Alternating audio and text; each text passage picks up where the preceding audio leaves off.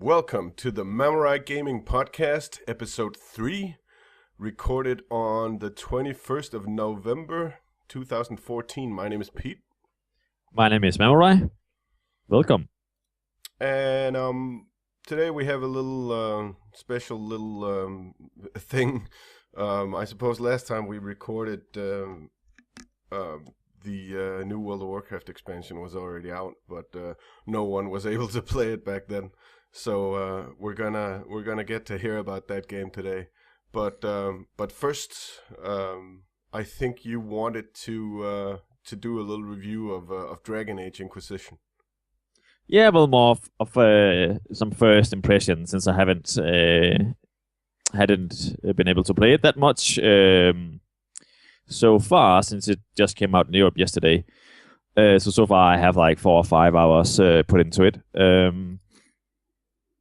It's the third game in the series, and it takes place right after the events at Dragon Age 2, oddly enough. And it shows what has happened to the world after that, and so on. And you take the role of a new hero, either male or female, and the choices you have done from the first 2 games, they are also carried over as well. Yeah, we saw this mechanic from in Mass Effect as well, I suppose. Yeah, exactly. It's very BioWare-esque to do. Very much so. They're also doing it in The Witcher, but definitely BioWare came up with that first, I believe. Yeah, and now they've also done it so you can do it online. Basically, they have made this thing called the tapestry, where you can you can customize the choice if you have done from Dragon Age 1 and 2, and then if you either haven't played those games or if you have lost your save games and so on, you can basically go in and reconstruct the history for your character.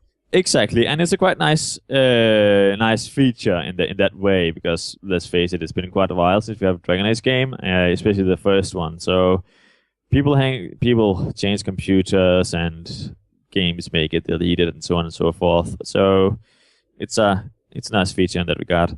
The game itself is made on the Frostbite engine that Battlefield 3 also runs on. And 4, I suppose. And 4, which it's a slightly upgraded version of that engine.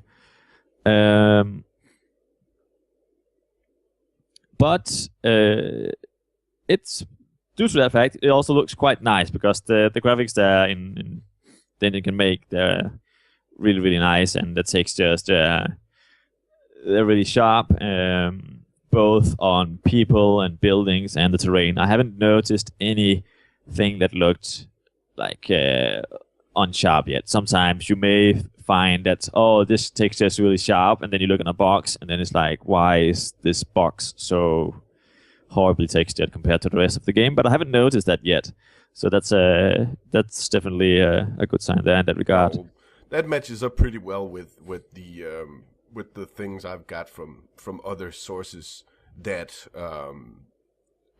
the graphical fidelity of textures is fine, is up to scratch. Yeah, and the same thing when it comes to also the characters. They look really, really good, especially the ones you have to interact a lot with. Some of the characters you meet in the world, they also look quite nice, but they're more generic when it comes to costumes and so on. Facial expressions, the animations, at times they are a bit stiff. I don't know if that's to be expected from an engine that was used originally made for a first-person shooter, but it's definitely not horrible in my opinion. But it could also be better. Otherwise, animations, I haven't noticed anything wrong with them. They seem to be smooth. No bugs in that regard so far, after me playing the game 4 or 5 hours, that is. Voice acting also good. Same actors from the previous games as well. Combat, the game mechanics. They have taken the two mechanics from the first game, where it was more tactical based, where you had like this overview of things, and you can pause the game and say, "You tank this one, you heal him, attack that other guy," and so on. So they have that mechanic, and they also have the more fluent combat mechanic that was in the second game, which many people didn't like because they thought it became too much. I believe you also used the word a few times. Games of gear. That's an expression I used when BioWare Gears of War. Sorry, yeah.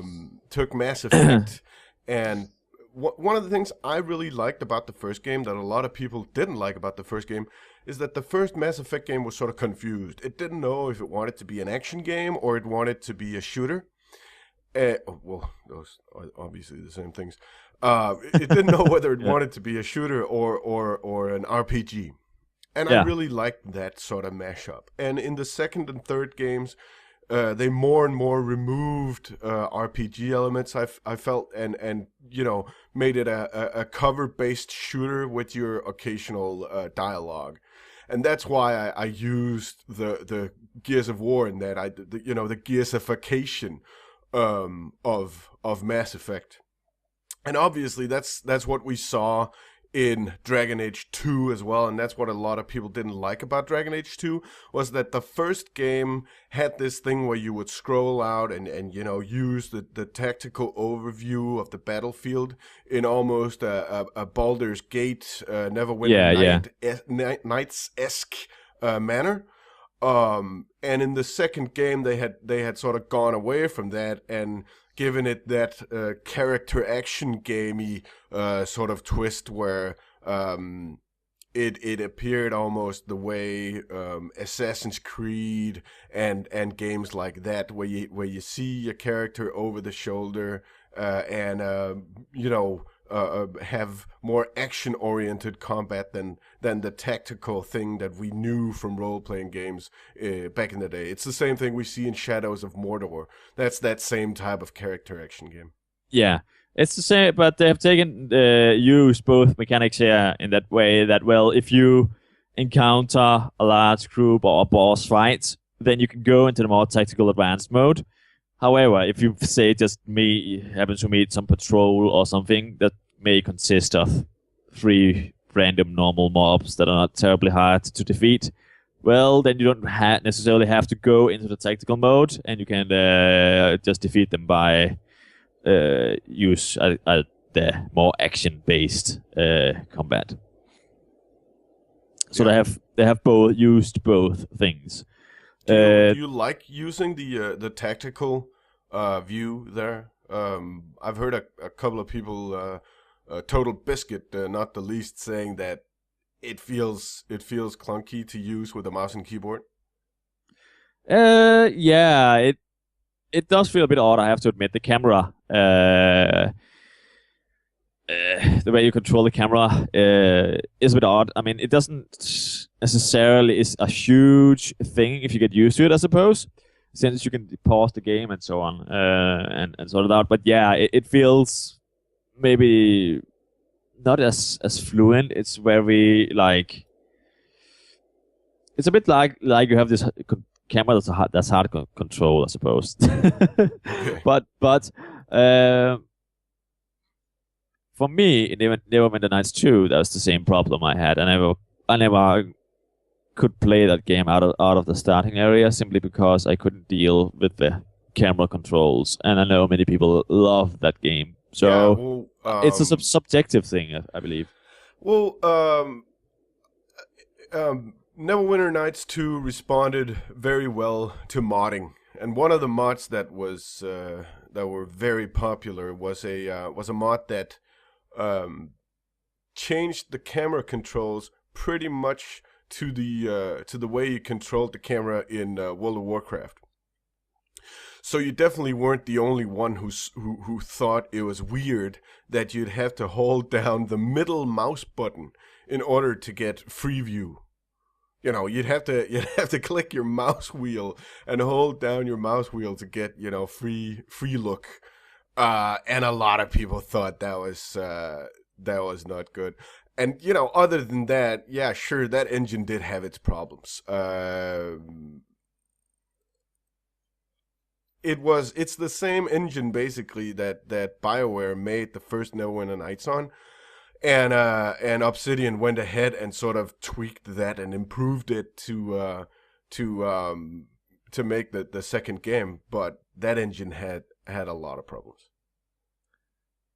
Yeah, so yeah, I also had problems with the Fear View camera there. I thought it seemed clunky myself, so that's what I'm saying. It can be subjective in that regard. Other than that, I have enjoyed the game. I have to say, it feels like you're back in Dragon Age, which is what you should, since you're playing a Dragon Age game. And obviously, you meet some of your older companions, depending, I suppose, if they survived in your previous campaigns. Yeah. So that also depends on what choices you've made. And there's what else was it? Oh, you have this, because of the storyline. You get this stronghold. You have to maintain your army and so on and so forth. But you do that by going out on quests and helping the people on both the Ferelden side and Orlais. And it's a huge world map, but it's not an open world. But every instance, I suppose, you go into is like a huge continent. Yeah. And there's a lot of content in those. At least the first one I'm running around in. I'm quite surprised how huge it actually is when I go into it. Well, that is kind of cool, because this format of several instanced areas is akin to the way things were done back in the day. I mentioned Baldur's Gate earlier, which was often where you had a world map, and you then on that you'd click, oh yeah, I want to go over here, and then you would enter sort of a big instanced map that could be, for example, just a giant city, or it could be a large area of explorable nature or something like that. Yeah, so it's the same thing here. I've not tried the other continents yet, simply because the first one, I mean, there's so much to do already. But I've been impressed by it so far. Performance-wise, it's I have nothing to complain about. I have this micro ATX PC with a 7070 GeForce GTX, and it runs well. I have most things on Ultra, a few things on High, and I have not seen any like significant performance drops, other than when you have they're not really cinematics, but when you have dialogue options, sometimes it drops for some reason, even though it's rendered in game, and I don't really understand why. Well, that sounds a little unnecessary. Yeah, it's just when I started the game, I noticed that, hey, it seems to be a bit not really fluent there, but then when you get out of the dialogue, then it's like really fluent. It doesn't always do it, so it's in some scenes it does it. So there's that. It seems a bit random. It's nothing that has ruined my game experience as such, because it's only now and then through certain dialogue options I've noticed it. Well, it sounds very much, when you speak of it, that these things where you say it's nothing that has ruined my game experience, it seems that the bad things you have to say about it are little niggles rather than yeah, it's really there's nothing really bad I can say about the game. there's some nitpicking here, and I don't know, and I'm certain or hope that will be fixed by some patches. Other than that, I have really enjoyed it, and I'm looking forward to keep playing it. I still don't completely know what the whole army thing does, because when you do quests, you can gain Inquisition points that help your cause, I suppose, your army or whatever, and you also get XP for yourself and your companions. And the talent trees there, they are also. They look the way they're built up. They look a lot like they were in Dragon Age 2, pretty much identical. Okay. Yeah. Well, good stuff, man. Since a little mini review like this is basically a buyer's guide, do you feel that this is something you'd recommend people spend their hard-earned money on? Do you feel you've played long enough? Because obviously, that's something that requires you to have a sort of a sense of the game. Well, I can already say there's certainly enough content in the game that you can play this game for many, many, many hours. And that's also a deal breaker for me when I at least consider buying a game. Is it like something I will pay, I don't know, 60 euros for, and then 4 hours later it's done. And this certainly doesn't seem like the case. It looks good. It runs well. The RP elements are there. There's crafting and everything that you would want also in an RPG game. Your choices matter. So yeah, especially if you played the first 2 games, then I can certainly recommend it, because it is better than the second game too. Yeah, it's more like the first one in that regard.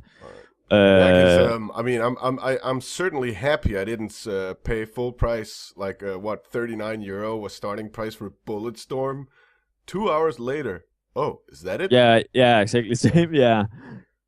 Yeah. So I definitely recommend it. I also, for me personally, since I have played the first 2 games, of course, I'm very interested to see where the story goes. If you haven't played the first 2 games, I can definitely see you can still enjoy the game a lot, simply because there's so many good, nice features in it, and you also get a backstory as well into it.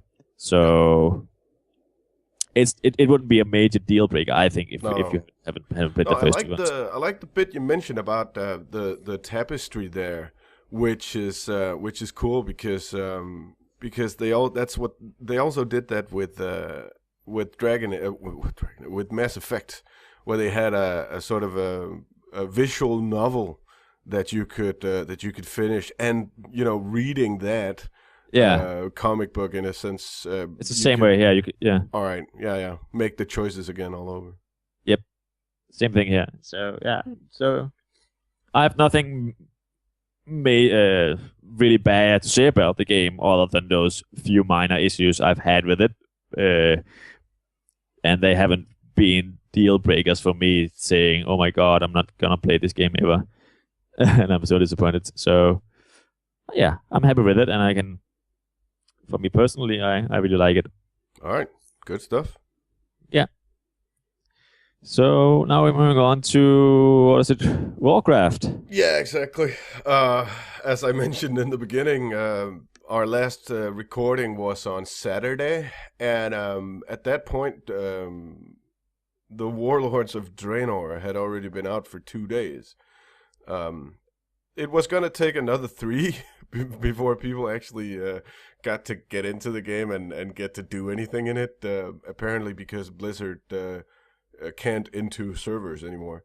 Well, it's been like this with every expansion, and also the fact they were under a DDoS attack. And also they have increased suddenly their subscriber base by 3.3 million new players or new subscribers.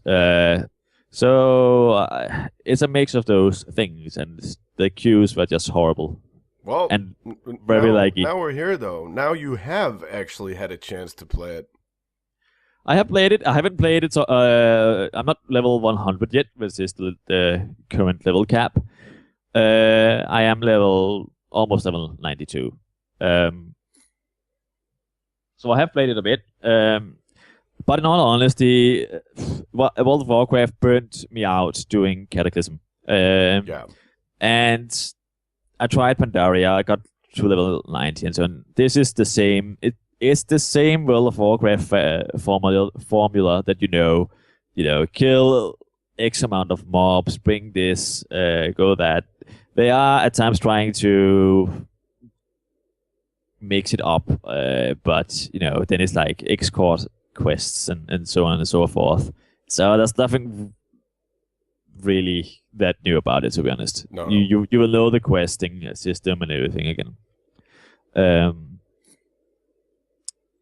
What else? That the new thing about one of the new things about it. I don't know if you'll have read this already, but when you complete a quest, or even get item drops from the world, and you pick them up, there's a chance that they will get improved.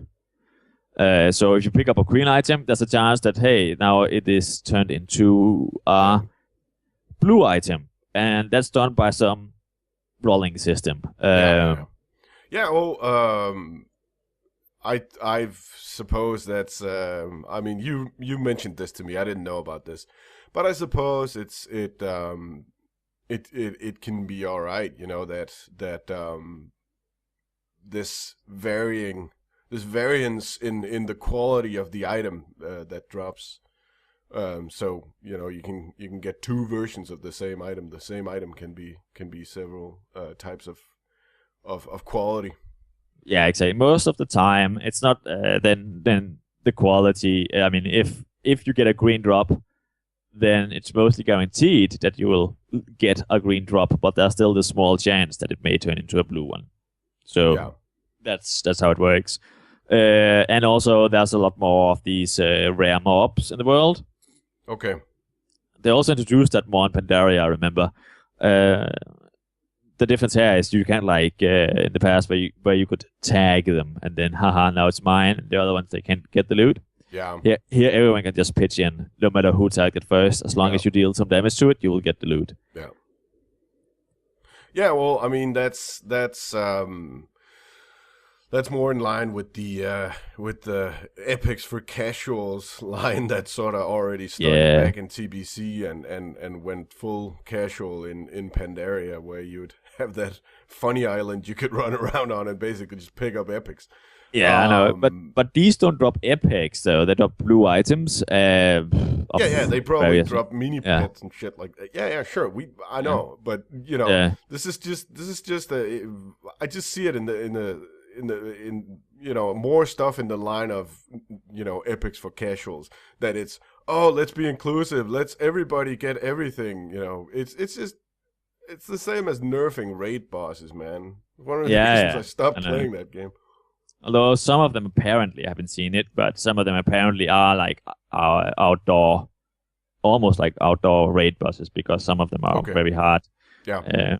But yeah, there's that. And then there's the whole garrison thing, which my girlfriend, who plays World of Warcraft at the moment, much more than I do, mentioned that, hey, this garrison thing, it works a bit like like one of those Facebook games where you build a city and send people out on quests. I think maybe you need to explain exactly what is the garrison system.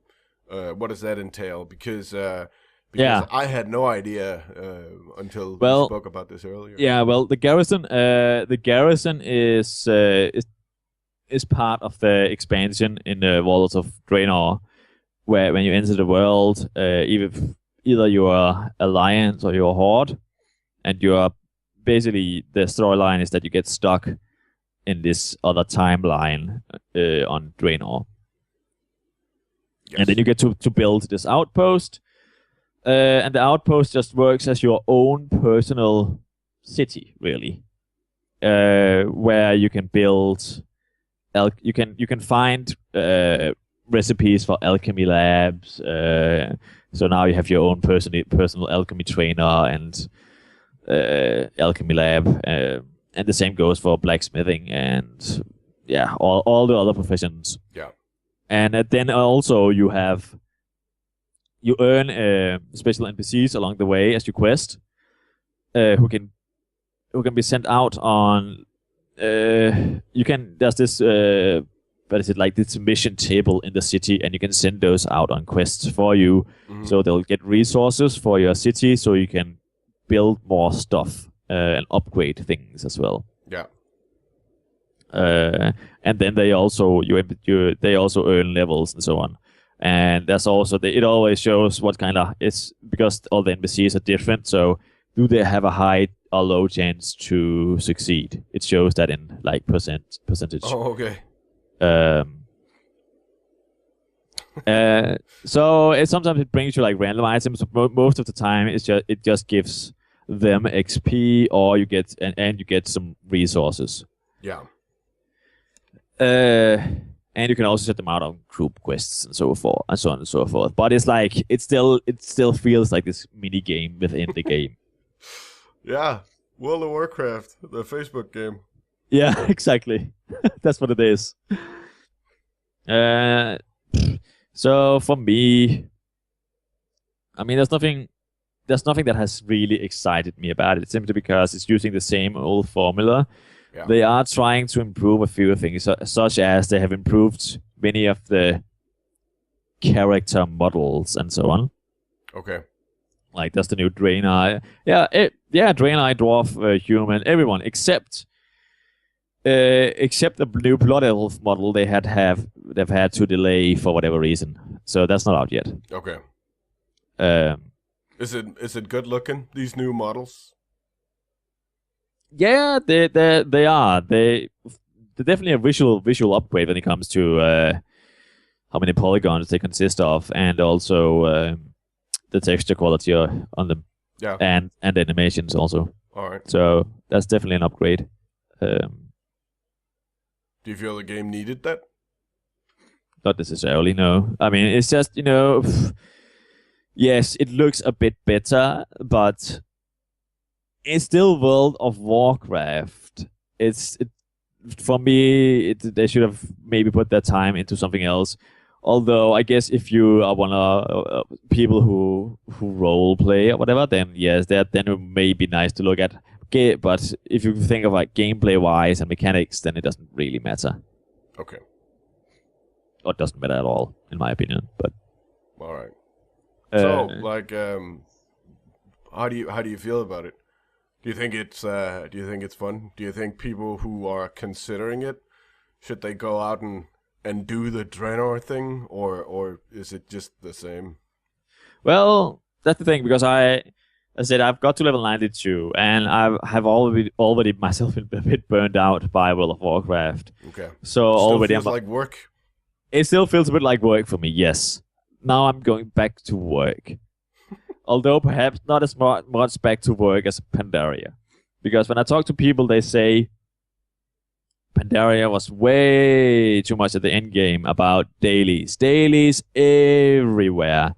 Okay. And it isn't that much in this game, apparently, other than the minions you can send out for you to do stuff. And I've also heard some positive things that, the boss mechanics, they're also really nice, and so on and so forth. Okay. Well, that's cool. That's always something, right? So, yeah. I suppose, so if you want to get into the game, it seems, like, I haven't tried it myself, the dungeons yet, so... But from the various people I've talked to who are level 100 and have tried the dungeons, then they are interesting and they are quite good. And people also applaud that the story in it is also interesting. All right. Well, So that's always something. Yeah, so we'll see how it goes. They've gained 3.3 million subscribers again.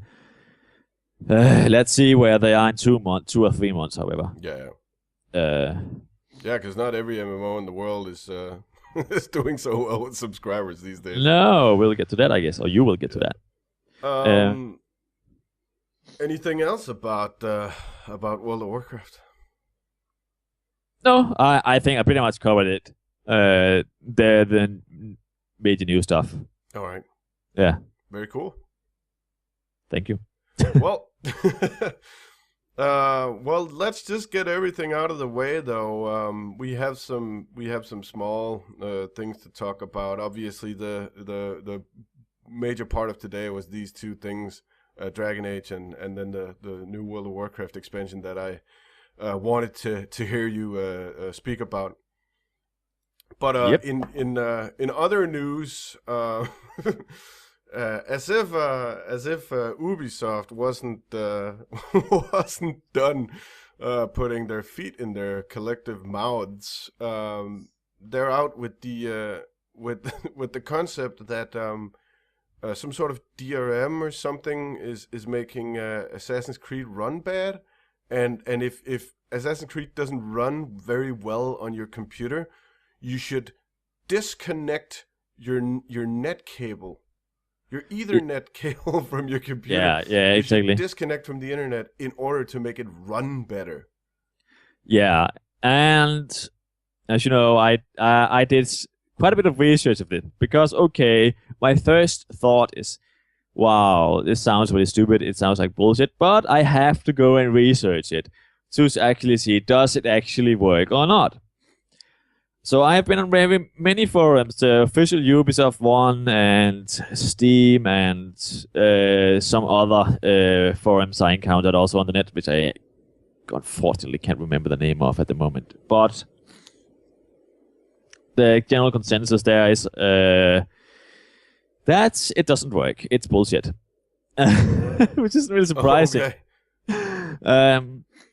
There were a few that had like, well, it can be because of the whole Ubisoft DIM thing that it has Something in Uplay or something like that. yeah, it has to contact the servers all the time. So if you could disconnect it, then you may gain a bit of a performance boost there. But no one has gotten anything significant. I mean, there's also some who even tried to see the FPS like this. They had this graph before and after they've done it, and there was absolutely no difference at all. Okay. See, that's very interesting. If someone actually sort of did a serious attempt at finding out can we record a difference. Yeah, they tried, but there wasn't. Okay. And again, it's not like I know we've been talking about Ubisoft before, and we talked about them since we started these podcasts. I don't really want to talk about Ubisoft. It's just that Same. they give us a lot to talk about. Exactly. If they would shut up, then we would, or act like they were like sensible, like a sensible company, I guess. Yeah. Then there would be nothing to talk about. Then, but they keep doing it. Damn it. Okay. And also their stock has dropped. Yeah, you said you wanted to mention something about their stock has taken a hit because of this.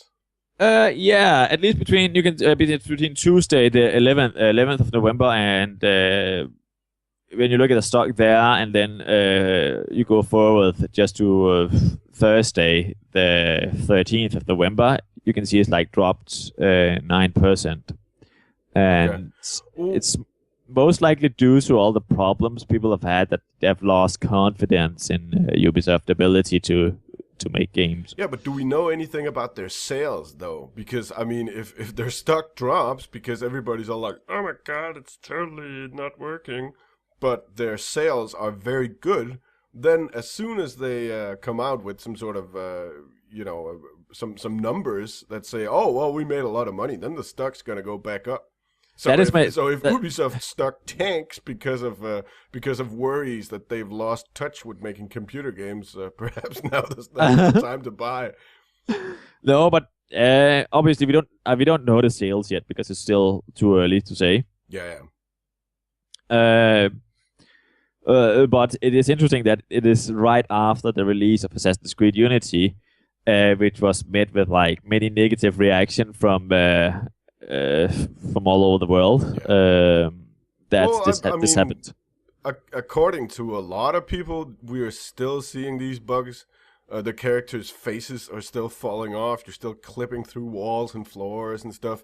So There's Yeah, still a lot of stuff that needs fixing. I showed you that weird GIF. Yeah. Don't buy it yet. It's not worth it yet. Is what they say. It's not done yet. No, exactly. Yeah. Yeah. So it's a sad saga about Another that. thing that's not done yet is the new Hearthstone expansion that's going to come out. You linked me a couple of pictures to some of these cards. Do you want to say anything about that, or?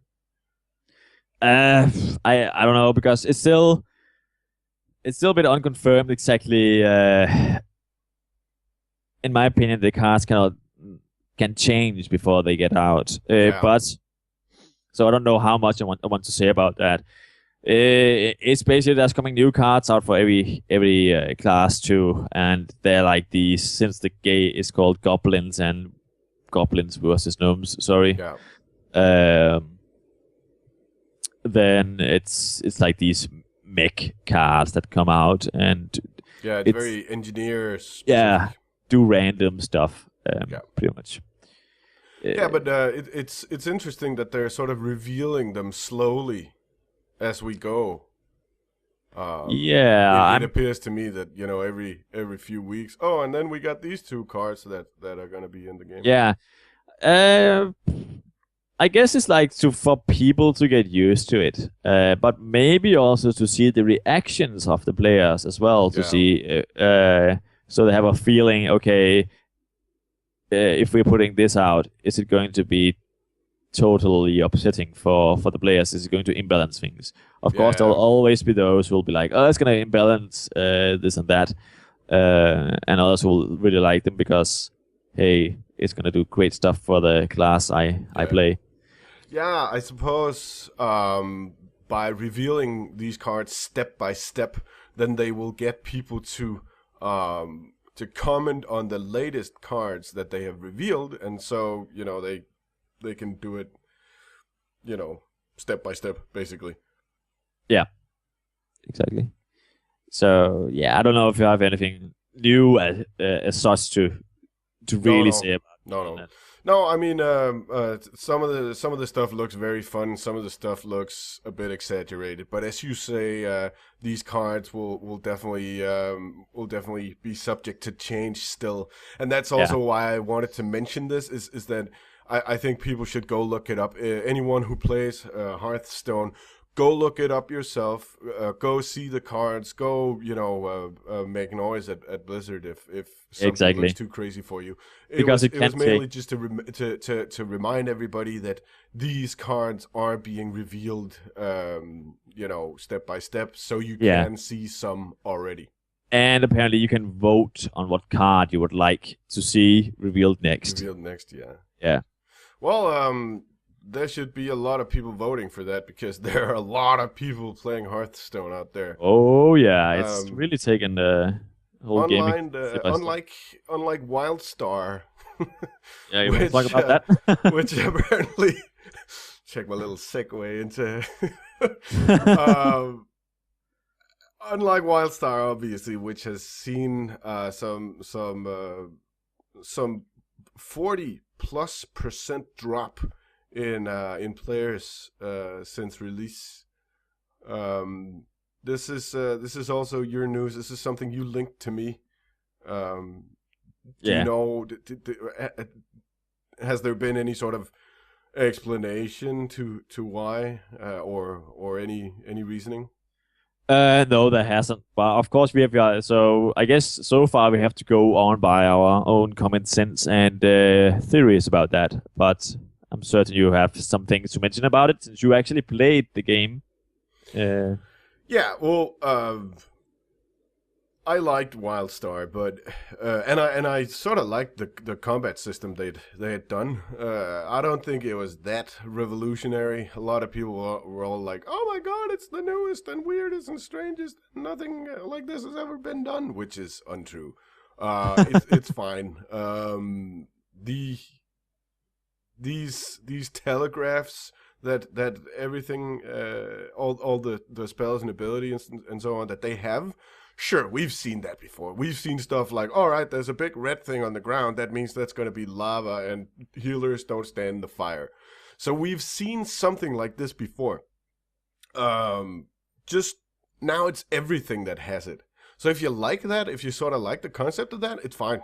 It's super fine. And I sort of did. I thought that was cool. What I didn't like about Wildstar was that it had this sort of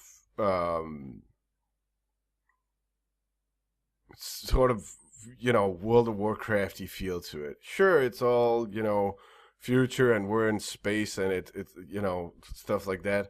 But it still had sort of a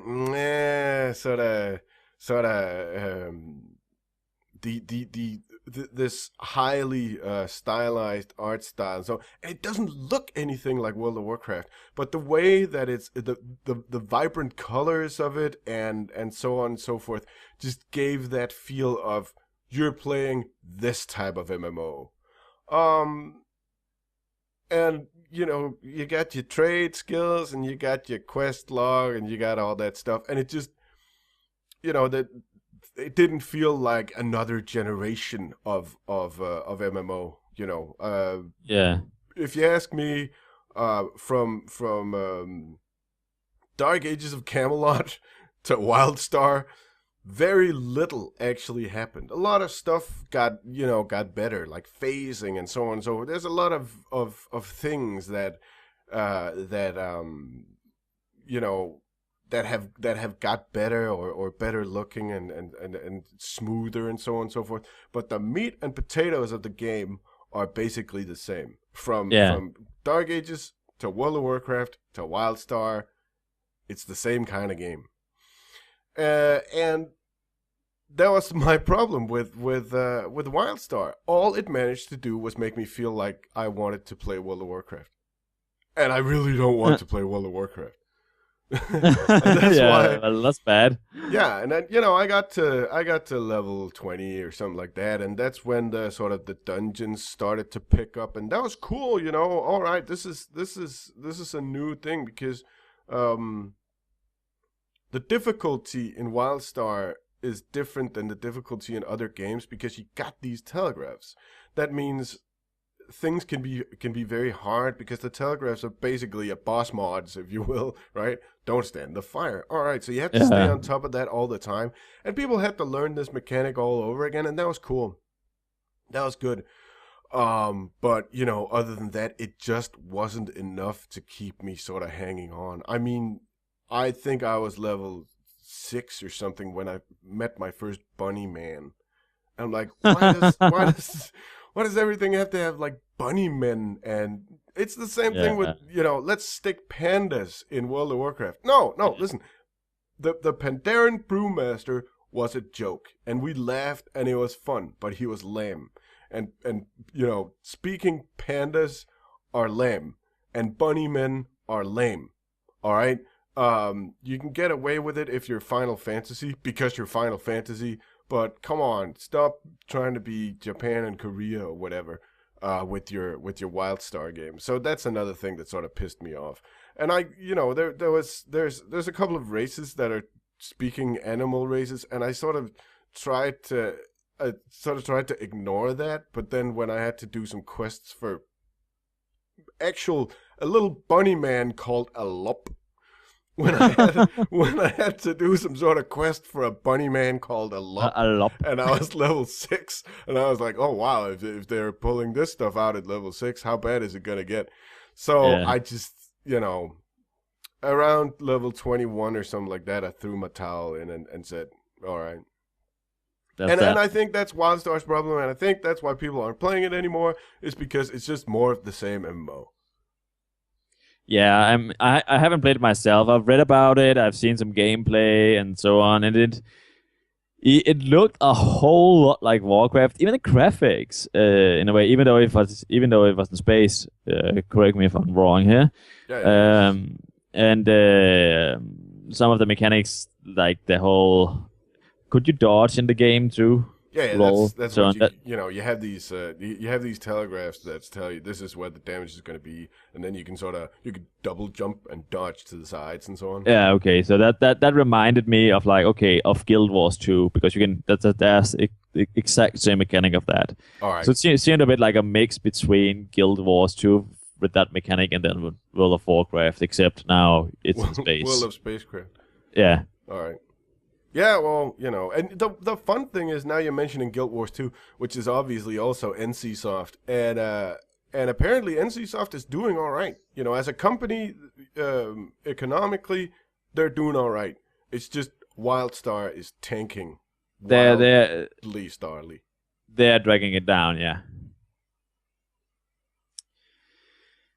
So I guess that's the problem with WildStar. I just explained at least the theory why it's doing so poorly. And I think a lot of people will have been playing WildStar and just calculated sort of, well, if my game time runs out here and here, then I'll have, you know, a couple of weeks to do nothing, and then the World of Warcraft expansion is going to land.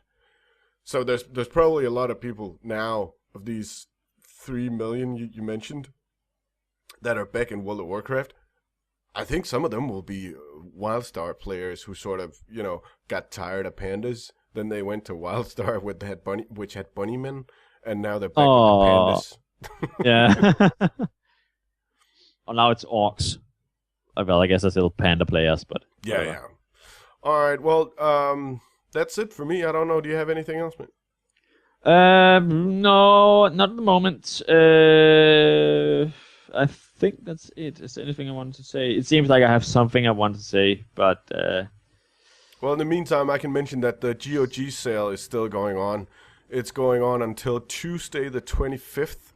And obviously, people should go there and check out some of these reduced games, because some of these old titles are awesome. They have new titles as well.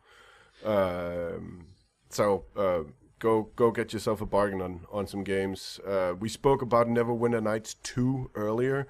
That's a game you cannot get on Steam. To my knowledge, it's on no other platform than GOG, and it is on GOG. So if you want to try Neverwinter Nights 2, the original campaign is you know, pretty whatever it is.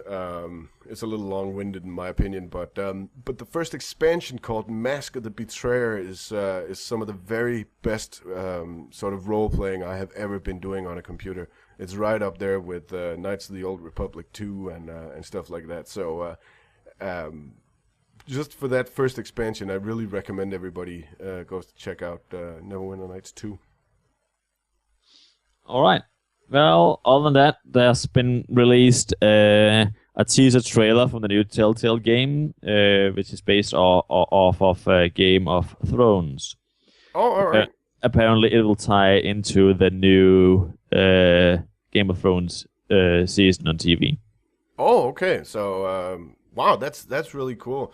I've noticed there are several Game of Thrones games on Steam already, but I don't think any of them have been tied into the TV show. No, apparently this one will. All right. Yeah. Very cool. So yeah, that'll be interesting to see. It's a very short teaser trailer.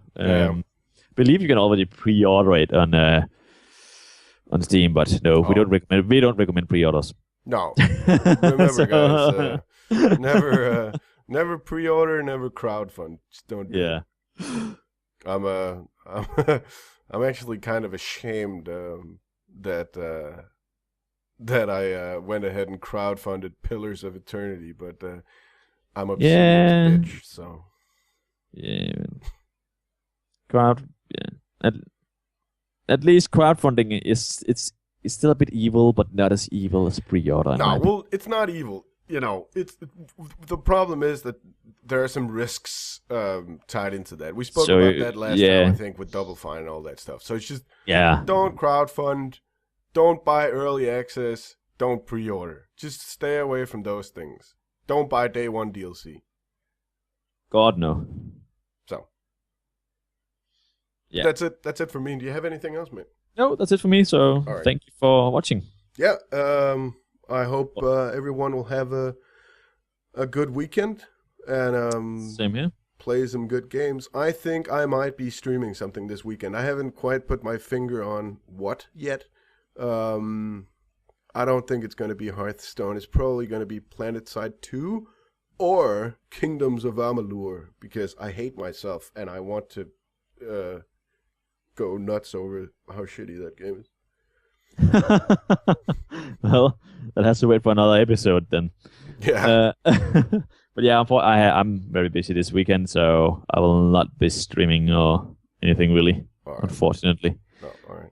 Well, thanks, Stu, for taking the time to do this with me again. Likewise, it's fun. I enjoy these talks of ours. Me too. It's really fun. All right. It's good. All right. Well, thanks again, and goodbye, everyone. Goodbye.